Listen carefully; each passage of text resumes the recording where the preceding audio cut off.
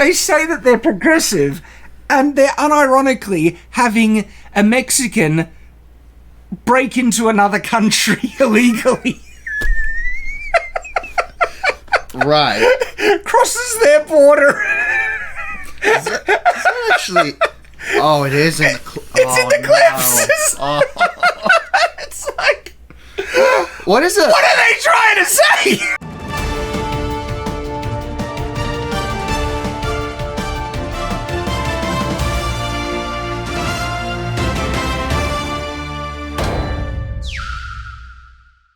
Welcome back to The Watch, and we've got some wonderful news about the new Black Panther movie. Fresh off the press, directors, actors, just warning signs, I guess, for what we're going to see in a few days' time. And we also want to discuss a little bit about Namor.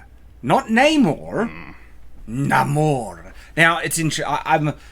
Look, I hate the disservice that they're doing to, a pre-established character and everything like that. And I just find it so interesting that they're changing this character so much that now, they can't even call him the same pronunciation, because this isn't Namor. Namor is a completely different character. If there was any fan who was looking forward to seeing Namor, you're not going to get it. It's not in Black Panther. Sorry, yeah. And it seems like they're acknowledging this by, it's not Namor, it's Namor. I'm not saying that. I'm not calling him that, alright? I'm not doing it. Well, don't call him Namor, because it's not that either. What was his name? He said something in one of those clips. We'll get to that later. I'll call him that. Kukulkan. There we go. That's what he's called. Cuckoo. Cuckoo. That's what I'm calling him from now on. I'll just call him that bad guy in the new what's his name again? What? Just do that every time. The bad guy name. Yeah, the bad guy. What's his call? Just don't even. I'm sticking with Cuckoo. Enough. Cuckoo works. Yeah, okay, Cuckoo fine. works. And just leave it there. Yeah, that's it. Oh, wow. So, yes, there's clips for Wakanda Forever. We'll definitely be reviewing it. This is kind of like not even a calm before, it's the crap fest or dumpster before the store. Something, I don't know, figure out a euphemism. But there's something, that's what we're doing here. There's already massip rainy clouds. It's already starting to have some thunder. We can hear the thunder, yeah. Yeah, this is going to be quite an experience. What's the prep thing before a dumpster fire? This is the smell before the dumpster fire catches fire. The garbage before the flame. So maybe they're just shoveling the poop in there already to get prepared. I wanted to discuss a bit about Namor in this video, and look, they're doing it again. Disney, they're just doubling, tripling down, and at first I was annoyed. Now I freaking love it, because it's just, they know, I don't know, they must know. Oh, yeah. It's destroying their brand, right? Yeah. I think at this point it's just a force of habit. They're getting used to it, and they're like, what else do we do? This is how we make movies, alright? This is just how it's done. And so, Disney, you get what you freaking deserve. So yes, double, triple down, do it, okay? You have bastardized and ruined our beloved properties, Marvel, Star Wars, and to the point, I don't freaking care now. It's already dead to me. So now it's your turn, and the more you bastardize and ruin things, the more you're going to just destroy your own building, castle around you, and do it. I'm all here for it. I'll be cheering your destruction, for great shall be thy fall, Disney. And we will cheer it. It'll be felt across many waters, your fall. I wonder if anyone's getting the references. I'm subtly sneaking. I'm sure there's some viewers out there who are like, oh, I get it. I know what he's saying. I'm equating Disney to the whore of all the earth. If you know what the whore of all the earth is, according to, read 2nd Nephi if you know, if you have the Book of Mormon. The great and abominable. And Disney's just one aspect of it. Anyway, I'm getting distracted. Disney is destroying itself. And this is just another thing like Wakanda Forever. We see it, it's just oozing with it, right? And I'm cheering it. You get what you deserve. I will be having a dance, singing in the rain and everything as I see Disney destroy itself. Because at the same time, not only do they get what they deserve, we're going to be making our own stuff, and it's an opportunity because there are still lots of creative people in the world. We can make our stories. We don't need to rely on friggin' Disney and their bullcrap. We'll make our own, and it's going to be great. And I think some of the best opportunities in all of time to make good new media, because the competition is like there is none. There is none. Instead of them actively trying to make better content to compete with the uprisings, they're shooting themselves in the head. Yeah. Basically handing it over. I feel like they think they're competing, and they're just really bad at it. It's like a boxer. It's like, I'll take you on. I'm getting it. You. This is really gonna show you. And they are bleeding, like Bulba's like, and we're just like sitting here like now. At first I was like, stop. Now I'm like, you missed a spot. He wants it. He wants it now. Yeah. And just keep going. I mean, if Multiverse of Madness wasn't enough to be ultimate peak clown of MCU. Okay, and only like small. There's a lot of clips, and a lot of people already covered it. But I think I do want to share some of our reactions, and because there's a clear sign of terrible writing. Because people, they talk about cringe and everything like that. They're like, with the clips that they have released. Not only is it all cringe and everything like that, but when I look at this from a writer's perspective, there are some really cheap, like that's your horrible mistake. writing 101 elements in, especially one of these clips, right? And this was the clip that they wanted to showcase the film with, all right? This is the marketing pitch of why you should watch this movie. They thought these clips were so good that they would win people over. This is a clear sign of the talent of writing that's been in the film. And guess what? We have a fairly recent example of this with Rings of Power. They released clips. You have not seen what I have seen. I have seen enough. You have not. Like, I was gobsmacked at how bad that dialogue was, right? And they kept it in. They did. And they actually felt it was one of the better parts to showcase. And we said, black and white. You can watch our previous videos on this. That easily, we called this out and said, this is the level of talent that they thought was good, and it is objective dog crap writing, okay? And as a result, if this is what they thought was worth showcasing, the writing in the actual show is going to be a dumpster fire based on this very clear indication. And guess what? Rings of Power surpassed my expectations in how bad it was. The writing was some of the worst writing I've ever seen. I binged it. And I regret every hour I spent. Not every minute, every hour. You know, I every regret it second. every second. I was just having an episode of having a flashback to when I first heard that scene. So, I don't know if Wakanda Forever will be have worse writing, than Rings of Power, but there are indications that it'll be just as bad as, say, Captain Marvel and stuff, and we'll get to that clip. Multiverse in that. I think Captain Marvel, if you went back now, it was bad, but compared to more recent things that we've had from Marvel, I think it is at the top of the turd pile. Are we seriously at the point where Captain Marvel might be the least terrible? Yeah, it's the least offensive, I think, out of everything else. At this point, we can't decide which one. That is a statement of how bad the MCU has become. There's too many people trying to get to just be terrible. They want to be the worst. Every single one that comes out.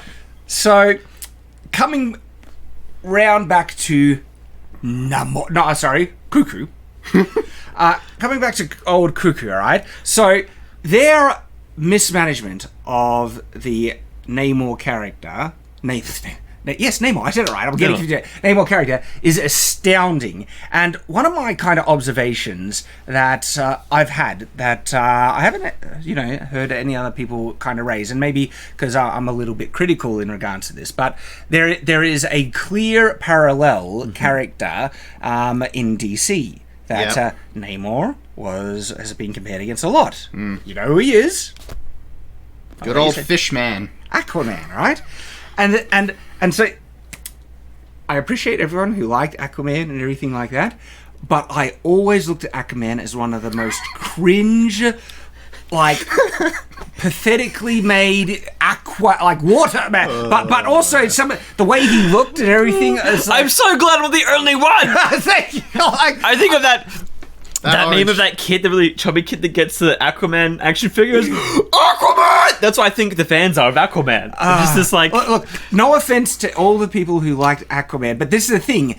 Comparing Namor to Aquaman, it was like, Namor was always friggin' Chad over Aquaman. And Aquaman, like, I have exposure to Aquaman in the comics, and not huge, by the way, but like crossovers when the JLA came with Marvel. I got one in here, actually. But a lot of the depictions of Aquaman just look pretty lame. Like, Aquaman always struck me as like in the lame tier of heroes, and I know you can make him cool, and people like, look, the movie was fun enough. It wasn't great. No, Just give him abs. It really was. You know, they got a pretty cool guy to portray him and stuff, but even just the name I find Aquaman.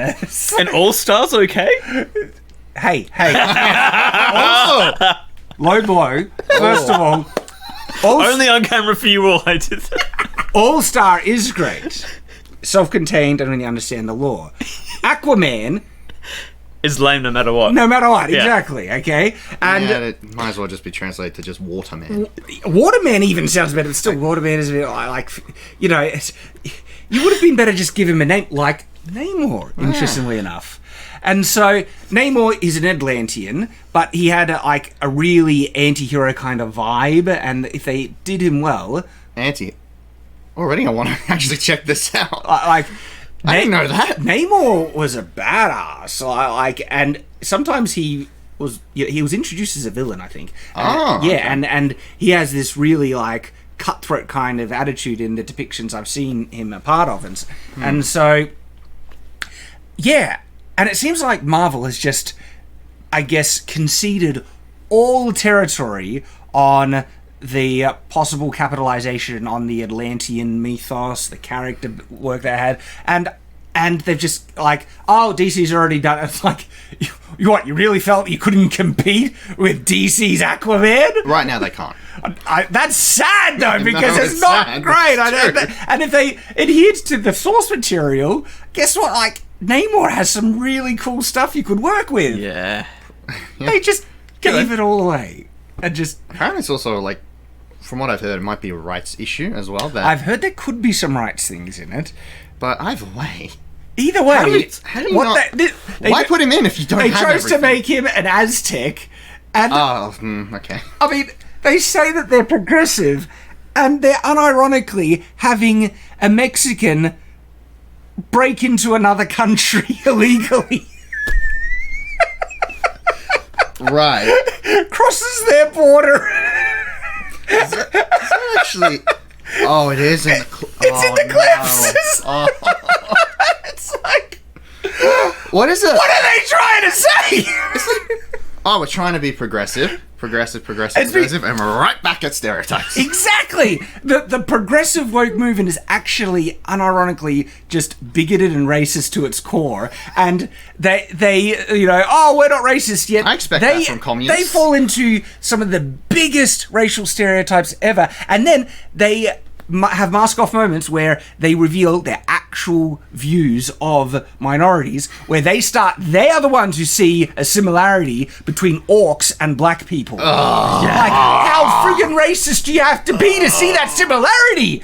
What's the stereotype that they see? I actually had a uni professor put that stereotype in. Like, She said that. Isn't that insane? And it shows how racist they are. They're horrible.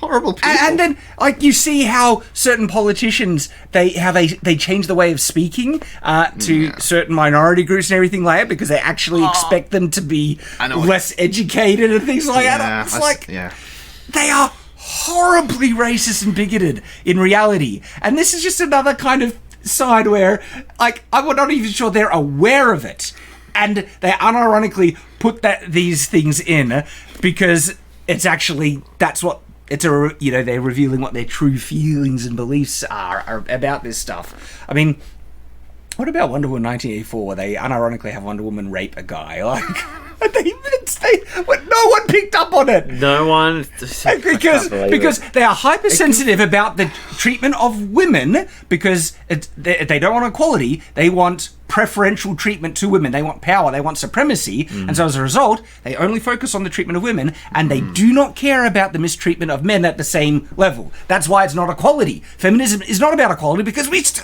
they go out of their way to belittle, ruin male characters and everything like that, having a horrible double standard. And in reality, right, I'm only calling out their hypocrisy because I actually don't mind men being depicted as stupid sometimes because there are stupid men in the world. Homer. I like Homer. There's also smart men in the world, but they really don't like that. And the thing is, I have no problem with women being depicted as stupid because there's stupid bimbos in the world as well as smart women. But one is sexist depiction of women, and the other one is they actually feel depicting men stupid and incompetent. Well, they believe men are stupid and incompetent for the life, right? Because they are so anti-sexism that become sexist in their views towards men. Oh, but you can't be sexist towards a man.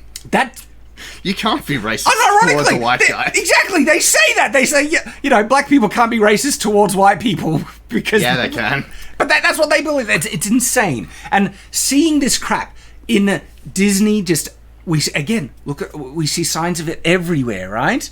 It's just...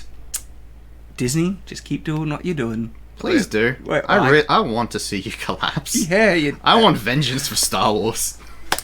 So there's that observation about the Namor use where they've just thrown out the window. They have race change Namor, and they chose to make him Mexican, and then have him crossing the border to why Mexican Aztec? It's a very strange. It's okay. I think they already have an Aztec character that they could have used because this isn't Namor. They're not even calling him Namor, so just use the Aztec. They want the name to try and sucker in old school fans. But I have a feeling that a lot of the old school fans are, if they haven't wised up to Disney by now, there's probably no hope for them, but most of them have. They've seen that Disney, they have been coasting on the fumes of... member berries and jangling keys and saying, hey, you remember Obi-Wan? This has Obi-Wan in it. And then they make an absolute piece of crap, right? And they're doing that with Marvel as well. And this is, again, they have Namor in... I was going to say name recognition, but they don't even pronounce it right. Namor. Kukan. Cuckoo. Okay, so there's that. Which is already, wow. And now the actor of Cuckoo has... he said something rather interesting.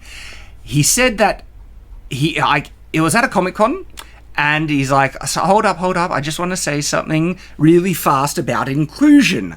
I come from the hood, seriously, and thanks to inclusion, I'm here. I wouldn't be here without inclusion. And like, hold up. I know what he's trying to say. Yeah. Look, I'm from the hood and I've achieved something, but he's just shot himself in the foot because he's also acknowledged that his own talent didn't bring him into the film. I'm sure there's lots of Mexican characters in Marvel that he would have fit fine without them needing to race swap for the sake of inclusion. Namor.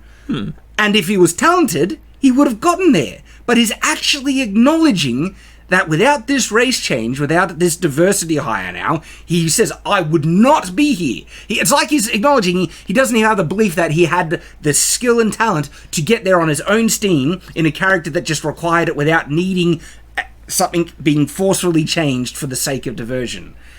And so it's actually one of those kind of mask-off slips, Freudian slip things where like, do you actually hear what you're saying there? Probably he doesn't. No, he really... But literally he said, I wouldn't be here without inclusion. So his belief is that he could not have gotten a prominent role in any, Hollywood thing without inclusion. And it's like him saying then he thinks that there were no roles for Mexicans, period, in Hollywood. It's like, of course there were. Yeah, there was plenty. But he says, I wouldn't be here without this inclusion. And when he says inclusion, he's referring to the inclusion policies, the push for representation, right? Which is over and above the normal amount of roles that there were for people of his nationality, ethnicity, and everything. And there's lots of roles that were still available for them before this, push to change legacy characters and all that. But he's basically saying that even with those roles that are pre-existing, pre-available, I wouldn't be here without this push for diversity. So it's an acknowledgement that he couldn't have done it on his own merit, and he needed the diversity higher. I'm just wondering, in their heads, did they not have that little seed of almost doubt or just feeling generally uncomfortable about just being there because of your skin color? Not because of anything you bring that's talent worthy or that you weren't the perfect person for the job. It just seems wrong. I personally couldn't live with that. Yeah. If I found out I was just hired because, it fits the right looks. Oh, what about everything else? Yeah, talent, skill, And he goes on to say, a lot of us kids out there in the hoods are looking at us, dreaming to be here, and they're gonna make it. They're gonna make it. Hold up. You do realize that a lot of people from really, bad backgrounds have made it big? Yeah. Wasn't Mark Wahlberg, wasn't he wasn't he in prison? He had, a sorted past thing, and he made, but people, it's just because he's white. It's like, no, skill and talent. And guess what? White people can have really disadvantaged upbringing. You're telling me that white people being brought up in, crime-ridden communities and serious poverty are more privileged than the Obama daughters? Bull crap. No, Piss off and get out of there. Those places don't exist. All right. No, they don't. Absolutely, you can have white people more disadvantaged than black people. It's all about upbringing, where they come from. As you can have, black people more disadvantaged than white people. Same with Asians. Guess what? Poverty and oppression and hard times comes upon everyone. It's capable of coming upon anyone, regardless of race. And wouldn't we celebrate anyone who's able to bring themselves out of the hood and into a better life for themselves? But he's saying, that was never possible before, but now they're gonna make it. It's that's almost an insult to all the people that did make it before, and it's an insult to say, we need to give you these lower standards for you to make it, because you wouldn't have been able to make it on your own talent. How insulting is that? Yeah, it's a bit of an insult. It's the soft bigotry of low expectations. This is an acknowledgement that he feels these kids in the hood, they would not be able to make it, on their own talent and merit. They need specifically special treatment. What if instead of hiring unqualified people, you focus on just making them qualified and skilled and talented and things? That's the way to do it. Don't give people a free pass, because when you do, and that's what Disney are doing, they're giving we need to tick the check boxes, or all female writing room and everything like that. Yeah, that worked out for She-Hulk, didn't it? Oh yeah, they were very talented. Especially writing law, courtroom drama. That was Yes, they had a boatload of experience doing that. Yeah. And that's the result of when you hire based on diversity. Based on looks. And yeah, It really doesn't else. work. Good old merit, okay? It just makes everyone suffer as a result. The actors suffer because they're reading garbage lines that makes the... Anyway, let's just continue. He goes on to say, right, and he switches to Spanish, thank you to everybody, all my country folk, all the Latin Americans. You crossed the river and you left everything you love behind. Thanks to that, I am here. Thank you, by the way. Namor is amazing. Hang on, is he thanking illegal immigration for him being there? It sounds like it. I like that he changes from English because I don't want the white people to know this. Yeah, people can translate, mate. We got access to all the and it's encouraging acts of criminality, illegal. Now, by the way, right, I'm a bit more, I guess you could say, liberal with my views about immigration. I think, for instance, Australia could do a lot more than what it is doing. Not going too far, because it's a serious, complex thing about balancing economy, job opportunities, and all that stuff. But also, I think this is an important thing that a lot of people sometimes overlook, is protecting cultural heritage as well. is another aspect of it all. Out of any country in the world, I think Australia is actually the best example of a kind of melting pot that we don't have a huge, long-reaching cultural heritage outside of the Indigenous Australians, right? And we're a country that was built up upon the principles of essentially immigration. US was as well, actually. But the positive way of doing it is, people coming over to bring their best, to make the best life that they possible can, not to come over to live off the government and the handouts. That's when it goes really bad. But that's all I'll say on that. It's just interesting that he seems to be promoting something that, okay, this is interesting. They are so desperate to justify this diversity push. And by the way, Nathan and I, we did a video on, say, Amazon's diversity thing. Yeah. And what we actually found by them breaking it down so artificially is that they actually overrepresent the amount of, I guess, minorities in certain roles, not only for the amount of minorities that are looking for those jobs, but just the statistical dispersion of how many, black people in America, there's this percentage and everything like that, but they want a high representation in film than there is in the population on a percentage base, okay? And I find this really interesting because it goes, so she says that I think 51% of our audience is female. It's like 51% of your, or like, what I'm just really interested on how they're skewing those figures, because you do realize that what are the percentage of, I guess, men versus women by merchandise? Percentage of men versus women in terms of the superhero genre specifically by merchandise, make theory videos, collect all the comic books and everything like that. And there's difference between someone who just watches it once and is like, that was meh, before compared to an avid fan of the genre, okay? And also, when they say 51% of their audience is female, I was like, I have a feel of like, are you just like counting Disney Plus subscribers or something like that? So it's like, I mean, they couldn't technically count this, but are they counting like if a dad took all of his daughters to see Marvel?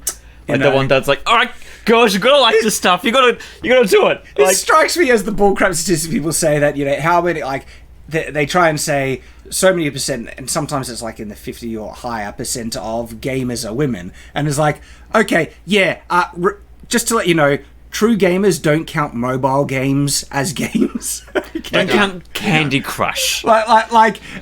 Okay, what's the statistical breakdown of the amount of men versus women that play competitive action, shooters, for instance, or something like that? Who have a PC, who play Yes. on Steam, who have a, And also, they have gone out of their way to actually warp original characters in the MCU to cater to a wider female audience, right? Like they did with, say, I guess She-Hulk, but also Miss Marvel. How well did they do for you? Yeah, I'm willing to I'm willing to perhaps concede that for Miss Marvel and maybe She-Hulk, there was a pretty high female percentage. But what was the overall viewership? Instead of bringing the female audience up to get the 50%, it's like you've disenfranchised most of the male audience to bring the male audience percent down to get the 50-50. Yep. That's where I think this statistic comes that's from. I can buy it. I can see it.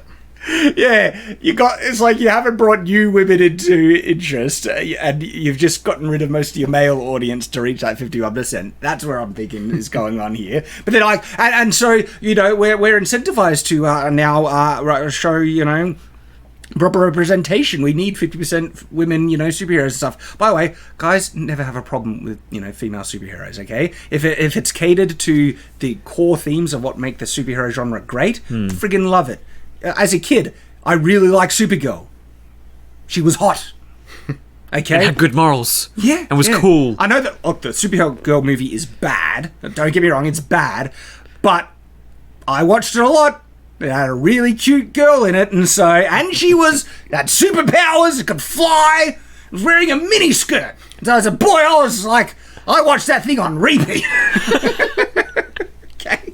It's not hard.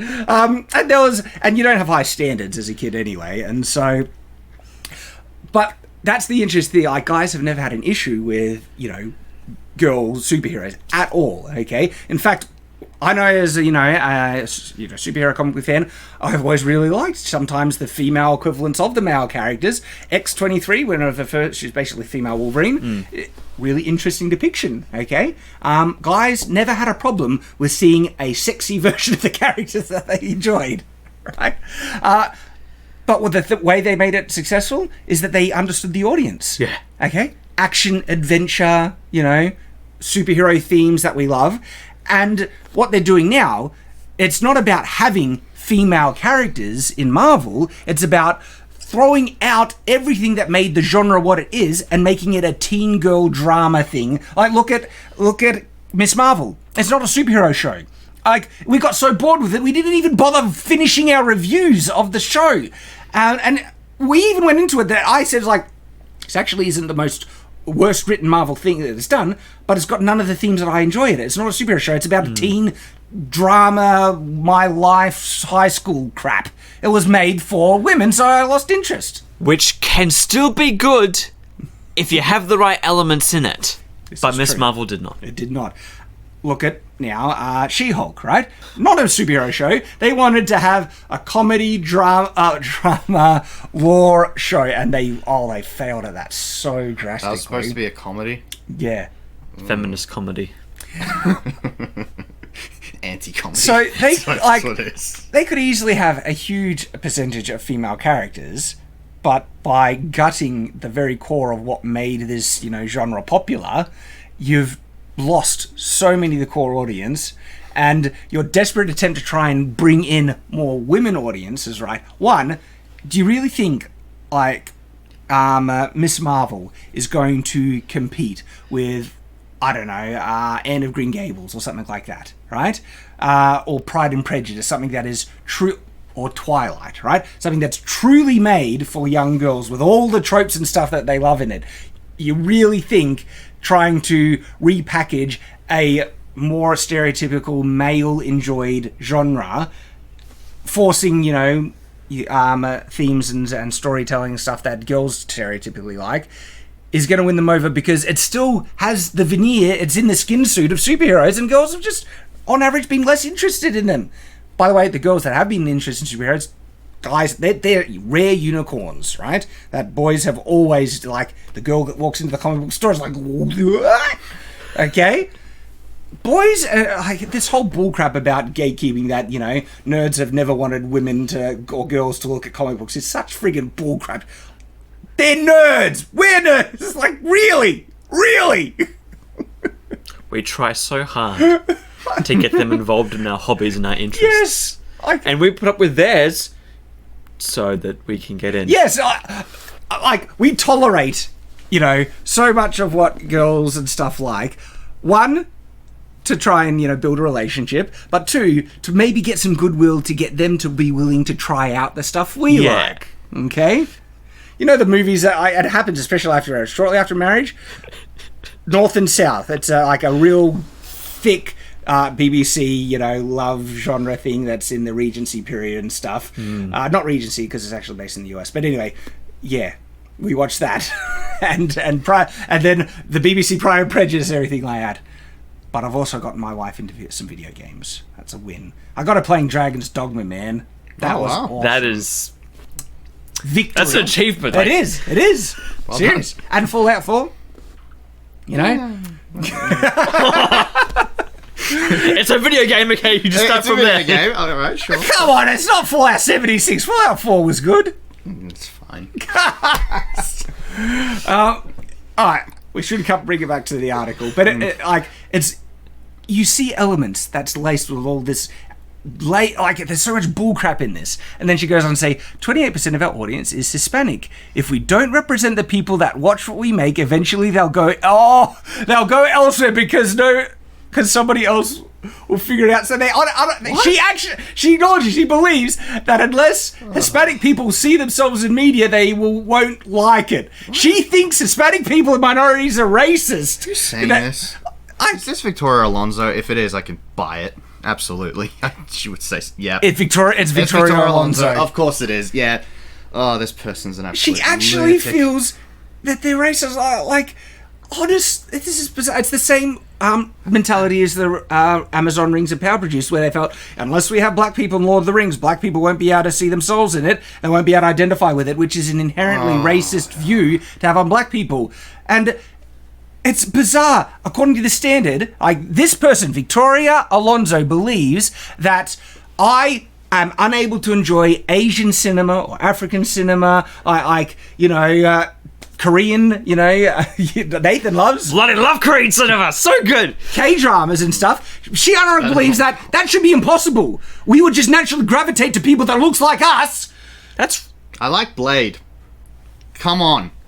Blade's a great film. I know! It won people over, not because, it's a black guy. No, it's because it was actually decent. It was very good. This is, it's the face-off. These people, they push themselves to be so woke and so progressive, they become unironically racist. And we see it right here. It's just funny that she says that, if we don't represent the people that want to watch, see themselves on the screen, then they won't, pay for it. It's funny because they're minorities.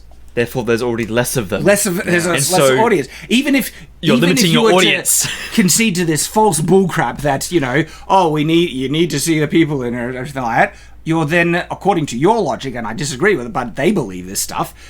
That it wouldn't be financially viable because you're trying to cater to a smaller demographic and smaller audience, smaller fan base. It's also just such a supreme piece of arrogance just to say, I can't see myself on the screen, therefore I can't watch it. Really? Do you think people are that arrogant and that narcissistic? I mean, I understand society. And racist. They honestly feel people are that racist. These people, right?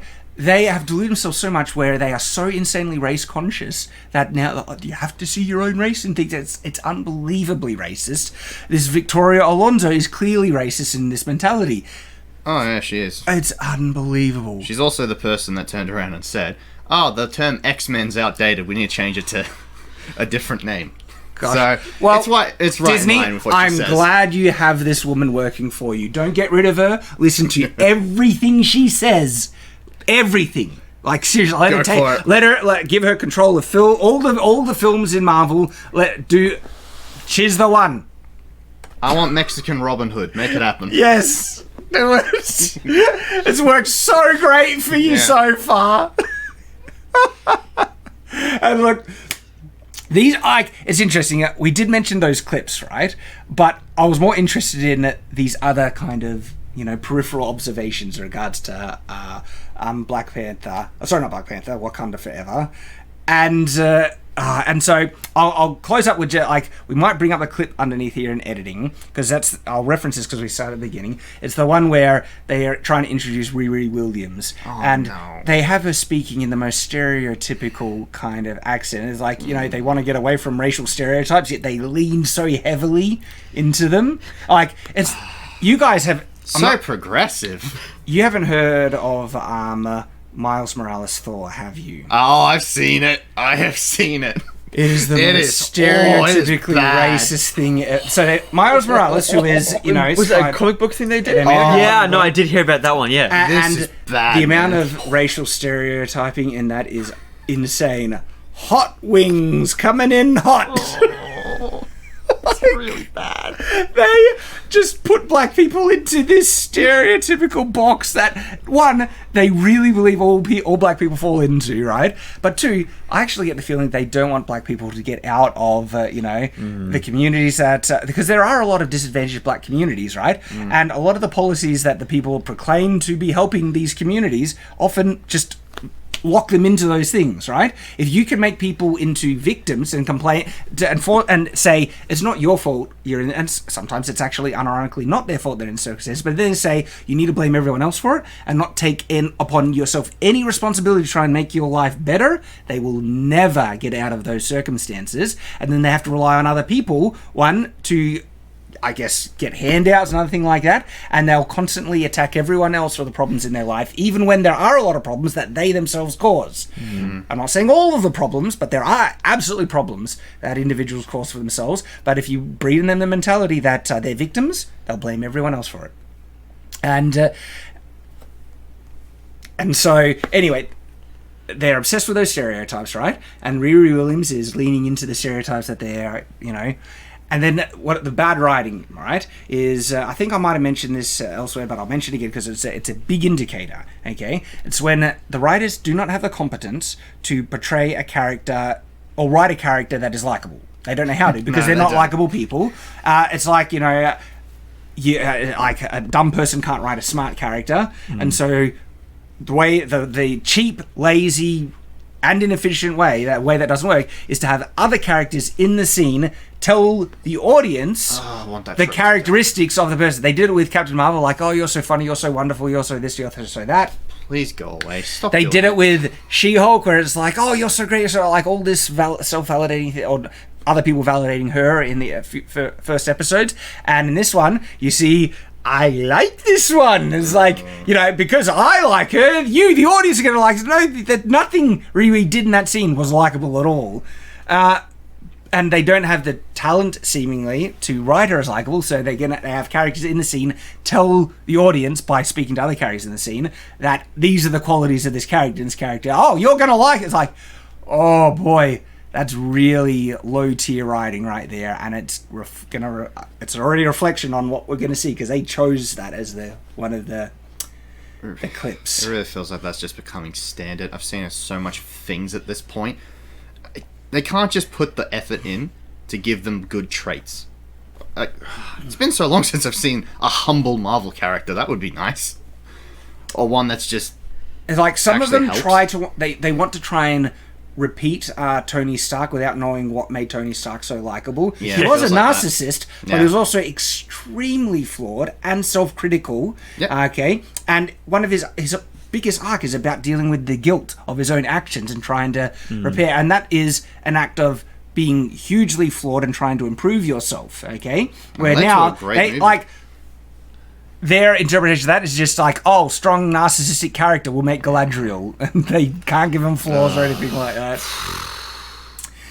Oh boy. So Wakanda Forever is looking awful, and key indicative signs, or indicating, I don't know what, I'm losing my way of speech, but anyway, Cuckoo, Namor is a big sign, and just, we see, like, look at all these things, what he said around it, what they've been saying in regards to the production. Oh boy, it's just, we're in for another Disney Marvel treat. Good. Back to the sludge pipe. Open your mouths. Hang out for the review. The review will be coming on the day of release, because we're in Upside Down World, and one of the advantages of being in Upside Down World is that we are actually a day ahead of people. And so our Thursday is... their Wednesday. And so we're going to get to it as soon as we can and get the review out. I'm so excited. Look, it will be painful to watch, but I'm in the part right now, I'm cheering their destruction, and so... yeah, I'm glad it's, looking to be bad, and at this point, I want it to be bad, because Disney gets what they deserve. Look, if it is good, we're going to acknowledge it, alright? We didn't let our bias affect our House of the Dragon reviews, but, because this is the thing, right? When we were reviewing the House of the Dragon trailers, apart from, like, certain things in the armor weapons, right? I remember us reviewing, it's like, there are some elements that looked pretty good, and we said they looked pretty good. Yeah. It was the comments of the actors and showrunner outside that was setting all the warning flags off. But there was less to criticize in the trailers. But Wakanda Forever... It's pretty standard for Disney at this point, though, what they're doing.